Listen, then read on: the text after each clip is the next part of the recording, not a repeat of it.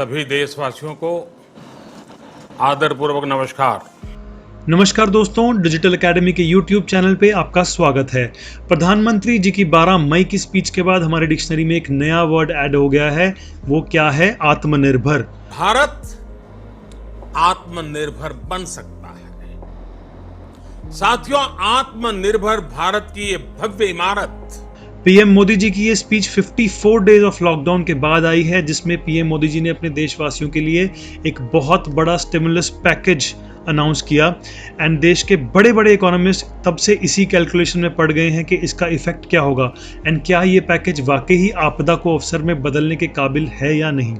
दोस्तों, मैं हूं दीक्षांत शर्मा एंड मैं उम्मीद करता हूं कि आपको ये वीडियो पसंद आएगी। मोदी जी की स्पीच को हमेशा की तरह मीडिया का बहुत प्यार मिला, पर शायद इस बार ये प्यार लंबे समय के लिए नहीं था। एनालिसिस के कुछ ही देर बाद पता चला कि जो 20 लाख करोड़ का इकोनॉमिक पैकेज है, इसमें अराउंड 50% ऑलरेडी फैक्टर्ड इन है। कहने का मतलब सरकार ने और आरबीआई तक ने जो पिछले 3-4 महीने में एक्टिविटीज करी हैं, पैसा इन्फ्यूज करने की कोशिश करी है, वो सारा इसके अंदर ऑलरेडी इंक्लूडेड था। बहुत लोगों ने इसको बोला कि ये सिर्फ एक मीनिंगलेस पैकेज है जो सिर्फ लोन्स और लिक्विडिटी पे काम कर रहा है, बट गरीबों के लिए कुछ नहीं कर रहा and it will not be able to save India. Finance minister जो हैं निर्मला सीतारमन जी, उन्होंने बोला कि ये बहुत प्रोग्रेसिव मेजर है, बट वहीं कांग्रेस ने बोला कि ये सिर्फ और सिर्फ एक जुमला पैकेज है। राहुल गांधी जी ने कहा कि इस वक्त गरीबों के हाथों में पैसा देना बहुत ज़रूरी है और ना ही बड़े बड़े कॉन्ग्लोमरेट्स को सपोर्ट करना। ट्विटर पे एक्टिव बीजेपी के पॉलिटिशियंस ने इसको बोला, ये है बिगेस्ट पैकेज इंडिया ने जो आज तक देखा है। आत्मनिर्भरता को एक नया मंत्रा बताया। बट वहीं जो कांग्रेस के एक्टिव पॉलिटिशियंस हैं ट्विटर पे, उन्होंने बोला कि सिर्फ और सिर्फ एक हेडलाइन हंटिंग का तरीका है। जो हमारे फॉर्मर फाइनेंस मिनिस्टर हैं पी चिदम्बरम जी, उन्होंने रिक्वेस्ट की कि इस पैकेज को रिवाइज किया जाए एंड दोबारा सोच समझ के बनाया जाए। ज़्यादातर लोगों ने बोला कि ये सिर्फ एक गिमिक है और इससे ज़्यादा कुछ नहीं। तो फ्रेंड्स, अपना ओपिनियन देने से पहले हम देखते हैं कि 12 मई से अब तक क्या क्या इवेंट्स अनफोल्ड हुए। 12 मई की स्पीच में मोदी जी ने बोला कि अब हमें कोविड-19 से बचना भी है, आगे भी बढ़ना है। मोदी जी ने बोला कि कोविड-19 जो एक क्राइसिस सिचुएशन है, उसको हम अपॉर्चुनिटी में बदल सकते हैं to achieve economic self reliance, आत्मनिर्भरता। एंड यही देखते हुए मोदी जी ने लोकल प्रोडक्ट्स को भी प्रमोट किया। एंड में अपनी स्पीच को ख़त्म करते करते मोदी जी ने बोला कि अगले 5 दिन में जो हमारी फाइनेंस मिनिस्टर हैं निर्मला सीतारमन जी एंड आरबीआई आपको ये 20 लाख करोड़ का जो पैकेज है इसका ब्रेकअप देंगे। और ये जो पैकेज की वैल्यू होगी ये लगभग 10% ऑफ द जीडीपी होगी। अपनी स्पीच के लास्ट पार्ट में मोदी जी ने बहुत एक कंट्रोवर्शियल चीज़ मेंशन कर दी। वो क्या है कि पीएम स्पेसिफाइड कि ये जो कैलकुलेशन है 20 लाख करोड़ की, इसके अंदर उन्होंने गवर्नमेंट का जो ऑलरेडी अनाउंस पैकेजेस हैं वो तो इंक्लूड करे ही करे हैं, और साथ में जो भी स्टेप्स आरबीआई ने लिए हैं वो भी इसके अंदर इंक्लूड किया है। पीएम ने आरबीआई के एक्शंस, जो कि इंडिया का सेंट्रल बैंक है, वो भी अपने गवर्नमेंट की फिस्कल पॉलिसी के अंदर, फिस्कल पैकेज के अंदर इंक्लूड कर लिया। जबकि जो गवर्नमेंट ऑफ इंडिया है वो कंट्रोल करती है हमारी फिस्कल पॉलिसी एंड जो आरबीआई है वो कंट्रोल करती है हमारी मॉनेटरी पॉलिसी। तो ये एक बहुत कंट्रोवर्शियल बात जो है मोदी जी ने इस last leg of his speech में करी। अब अगर हम एग्जांपल लेते हैं यूएसए का, यूएसए ने टोटल रिलीफ पैकेज जो है अनाउंस किया $3 ट्रिलियन का, जो कि लगभग 225 लाख करोड़ है। बट इसके अंदर जो पैसे की बात करी गई है, जो स्कीम्स की बात करी गई है, वो सिर्फ और सिर्फ गवर्नमेंट के पैसे की बात करी गई है। It has nothing to do with the Federal Reserve, जो उनका फेडरल बैंक है उसको इंक्लूड नहीं किया। बट हमारे केस में मोदी जी ने अपनी फिस्कल पॉलिसी को तो इंक्लूड करना ही करना था, साथ में आरबीआई की मॉनेटरी पॉलिसी को भी इंक्लूड कर लिया। अब थोड़ा नंबर्स की बात करेंगे, हम आगे चलते हैं। दोस्तों, ऊपर मेंशन ये न्यूज़पेपर क्लिपिंग में क्लियरली दिखाया गया है कि 20 लाख करोड़ का जो ये पैसा था, जो प्रॉमिस था पीएम मोदी जी का, उसमें से 9.7 लाख करोड़ ऑलरेडी अनाउंस हो चुका था जब मोदी जी ने देशवासियों से ये प्रॉमिस किया। एंड ये सारा का सारा पैसा आरबीआई के एक्शंस के थ्रू आया हुआ था। कहने का मतलब ये आरबीआई के एक्शंस थे, ये गवर्नमेंट के एक्शंस नहीं थे, ये गवर्नमेंट की फिस्कल पॉलिसी का पार्ट नहीं था। इसमें 8 लाख करोड़ का पहले डिसीजन लिया गया था आरबीआई के द्वारा, फिर 1.7 लाख करोड़ की जो अनाउंसमेंट आई थी। इन दोनों को जोड़ के टोटल 9.7 लाख करोड़ जो वैल्यू बनती है वो आरबीआई के एक्शंस के थ्रू वैल्यू बनी। राइट। तो 9.7 लाख करोड़ को निकालने के बाद 20 लाख करोड़ में से गवर्नमेंट ने जो करना था अब अनाउंसमेंट, वो बचा सिर्फ और सिर्फ 10.3 लाख करोड़ का, जो लगभग सिर्फ 51% ऑफ द वैल्यू है जो हमें प्रॉमिस की गई थी 12 मई की स्पीच में।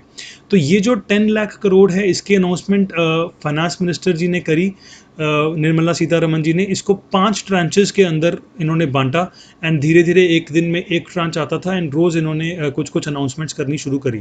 तो जब इन ट्रांचेस का इनके जो 5 दिन का एनालिसिस पूरा बिठाया गया, पूरा किया गया इकोनॉमिस्ट द्वारा, तो पता चला कि इन सब की जो एक्चुअल वैल्यू है, जो सरकार का एक्चुअल खर्चा आना है इस पूरे 20 लाख करोड़ के पैकेज में, इन 5 ट्रांचेस के अंदर वो आना है लगभग 2.17 लाख करोड़, जो कि हमारे जीडीपी का सिर्फ और सिर्फ 10% नहीं 1% हिस्सा बनता है।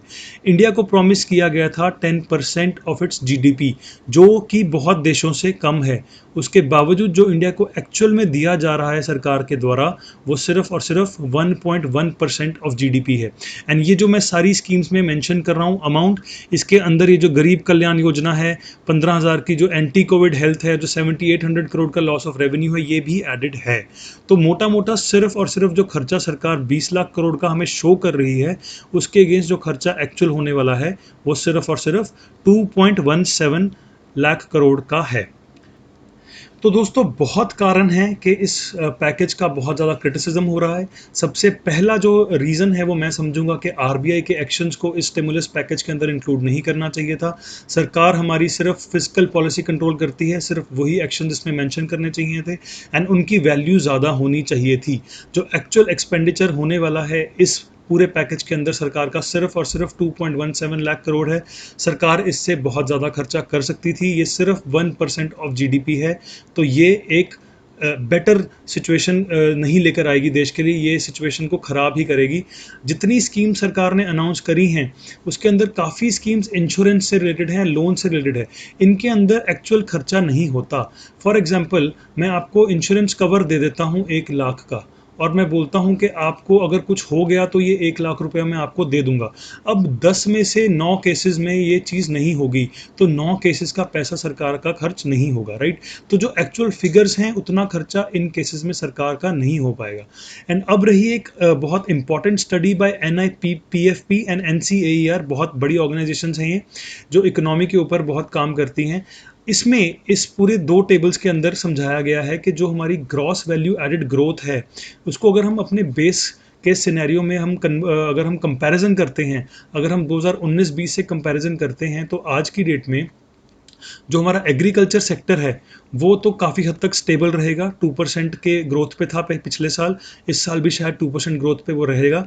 जो इंडस्ट्री है वो पिछले साल अगर 1% ग्रोथ कर रही थी, तो इस बार बहुत बड़ा धक्का हमारे इंडस्ट्री सेक्टर को लग सकता है। -27% के ग्रोथ लेवल पे वो चली जाएगी, जो कि बहुत बड़ी प्रॉब्लम है। सर्विसेज सेक्टर जो 6% ग्रोथ पे था, वो -8% पे जा सकता है। ये बहुत बड़ी प्रॉब्लम हो सकती है देश के लिए।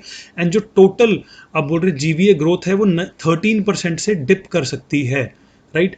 अब ये अगर 13% जीवीए डिप होता है, तो उस केस में क्या होगा, हमारा जो जीडीपी होगा, जीडीपी ग्रोथ रेट, वो -12.5% पे डिप करेगा, राइट। अगर हम कोई स्टिमुलस नहीं देते, तो हम ये सिनेरियो ले रहे हैं, अगर सरकार पैसा इन्फ्यूज़ करेगी, जितना बजट में बोला उतना इन्फ्यूज़ करे, अगर जीडीपी का 1% इन्फ्यूज़ करे, अगर जीडीपी का 3% इन्फ्यूज़ करे, या जीडीपी का 5%, तो क्या सिनेरियो होगा। तो अगर सरकार कोई स्टिमुलस पैकेज नहीं देती, तो हमारी जीडीपी ग्रोथ रेट जो होगी वो -12.5% हो जाएगी। Physical deficit will remain 6.4 and inflation 4%, right. अगर हम कोई पैसा इन्फ्यूज़ नहीं करते, अगर हम कोई स्टिमुलस पैकेज नहीं देते।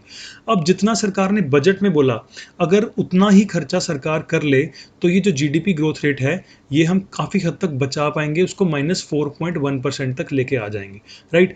जो सिनेरियो आज का प्रिवेलेंट है, जो सिनेरियो मतलब अगर सरकार बोल रही है कि हम सिर्फ 1.1% ऑफ द जीडीपी ही पैसा लगाएंगे, तो उसके सिनेरियो में भी हमारी जीडीपी ग्रोथ नेगेटिव रहने वाली है, जो एक बहुत बड़ा वरिंग साइन है हमारे देश के लिए, राइट हम चाहते हैं एज इकोनॉमिस्ट, मैक्सिमम लोग ये चाहते हैं कि अगर आप ज़्यादा खर्चा कर सकते हैं तो आप 5% 3% की ग्रोथ की जीडीपी के ऊपर आप पैसा लगाएं। 1% से काम नहीं बनेगा, कम से कम आप अपना जो जीडीपी ग्रोथ रेट है उसको तो पॉजिटिव रखें।